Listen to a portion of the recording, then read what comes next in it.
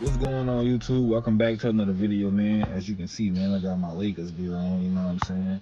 I've been a Lakers fan, you dig? Been watching the Lakers for a long time, obviously. Kobe, my guy. And, watching LeBron now, having these debates with y'all, man, going over various topics. So we gotta address another topic that was left in the comments, bro. See, a lot of people talking about what Kobe was to Shaq and what Shaq was to Kobe in their three finals appearances because, Shaq got the MVP. You know what I'm saying? So, rightfully so, people are using that to negate Kobe's contribution to the championships that they won together, dog. And I just find it so crazy, bro, because if you remember, a lot of those Western Conference stints that they had when they were going through the Western Conference, people forget that the West could deal with Shaq. They could deal with Shaq, dog. The West had the Spurs, had the Kings. You know what I'm saying? They had teams over there that could deal with him. They had teams that were structured that could deal with Shaquille O'Neal, dog. You know what I'm saying? And people forget how he struggled, bro. He struggled against the San Antonios and the Sacramento Kings. He struggled against those teams, bro. You know what I'm saying? People forget how the West would structure, their rosters to be able to have people that can foul and be able to put Shaq on the line and not worry about their best players falling out. You could strategize for Shaquille O'Neal. Where y'all think Hacker Shaq came from? Because he couldn't shoot free throws, bro. He couldn't shoot free throws. So while he may dominate for 3 quarters, in the 4th quarter, you non-existent. You know what I'm saying? And the Lakers wasn't just blowing teams out, dog. They wasn't just blowing teams out. And the other thing that people fail to realize is that, do y'all realize that Kobe, throughout that time that he was playing alongside Shaq, dog, y'all realize that Kobe not only finished top 5 in MVP voting, but he was also in at least the top 10 for Defensive Player of the Year, dog. These are the conversations that Kobe Bryant was in, even during those times where he was playing with Shaq, and continued to be in those conversations even after Shaq left, bro. You know what I'm saying? And then what's so funny is that, dog, I can tell y'all something. It can come from the horse's mouth, and y'all still don't want to believe it, bro. Y'all still don't want to believe it. There are still people saying that Kobe Bryant was never the best player in the NBA. Respect to Charles, who's the funniest person on television. He's bordering on not being taken seriously anymore. I'm sorry. Like, you have Kobe and Duncan ahead of him. Can we agree that since LeBron took the Cavs to the finals in 07, he's been the best player in basketball? Not even close. Kobe was never the best player in the league. And who's the best player in the NBA? Kobe Bryant. Right after that. And I feel like, that's why channels like mine have to exist, dog. We can't allow people to continue to lie on this man's name, dog. God rest his soul. For you to say that he wasn't never the best player in the NBA? Come on, man. Come on, man. I just think that that's crazy to me. If you want to argue that he wasn't the best Laker of all time because you got people like Magic and Kareem, we can have that conversation. If you want to say that, Shaq was the best player on those championship teams because Shaq got the MVP, okay, we can have those conversations.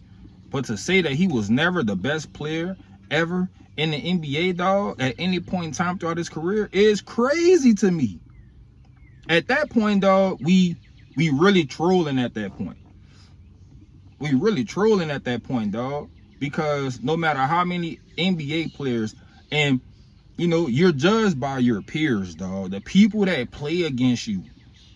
Do y'all realize that Kobe played in the toughest era, dog? Out of Michael Jordan, LeBron James, and Kobe played in the toughest era, dog.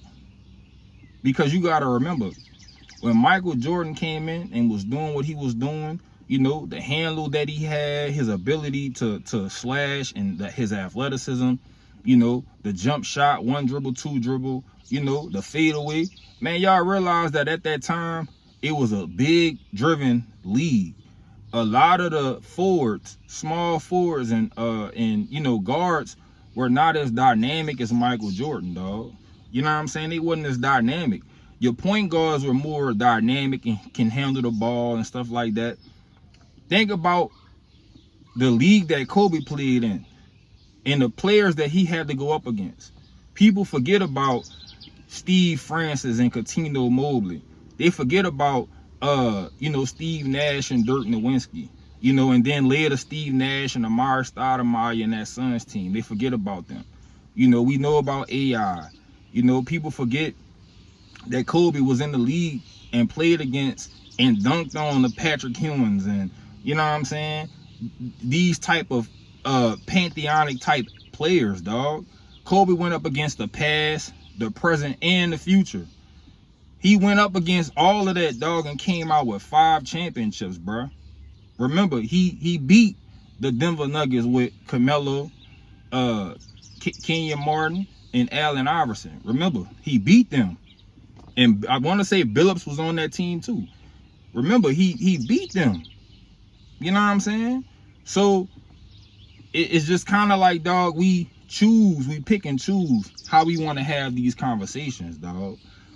Shaquille O'Neal, throughout that stretch that they played together, was constantly heard saying, dog, and y'all can go look up the clips yourself, that is easy when you playing with the best player in the world.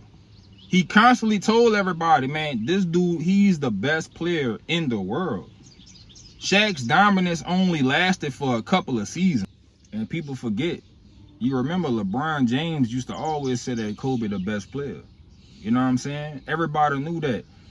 When you look at the Hall of Fame inductees, when they talk, the people that just went into the Hall of Fame, you heard Coach K say, hey, Kobe was the best player in the NBA at that time. You see that Kobe was here because he was really the key guy, I think, because as many great players as we had at that point, he was the greatest, and everyone looked up to him, and he certainly set a great example. He was the best. But for whatever reason, we want to not acknowledge that. We choose to turn Pau Gasol into Michael Jordan just to diminish what Kobe actually accomplished, dog. The man did something that nobody else has been able to do. Everybody else need top 75. They need first team all NBA talent to win a championship, bro. You know what I'm saying? They need that to win a championship. They need somebody else on their team to average 20 points a game, LeBron James, to win the championship. So my problem is this. You can rank them 3 wherever you want, but it's when you try to exclude Kobe from being in the conversation and you want to look at stats, you want to look at shooting percentage, but now nobody ain't talking about plus minus, because LeBron plus minus is terrible. But we don't talk about that no more because it's not something that is a positive for LeBron. So, man, we got to stop, bro. We got to stop. For everybody that's saying that Kobe was carried by Shaq, bro, you ain't watched basketball and you not doing no research and you ain't do your homework. When and why did you come to the revelation that this is the greatest player on the planet, Kobe Bryant? When I first came to LA, Jerry showed me a tape of this kid and I knew he had potential. I told Kobe today he was my idol. He was playing. No, I'm serious. He's playing phenomenal. I mean, I don't know what else to say. I think he's the best player in the league. To play with the best player in the world on your team because it makes stuff a lot easier.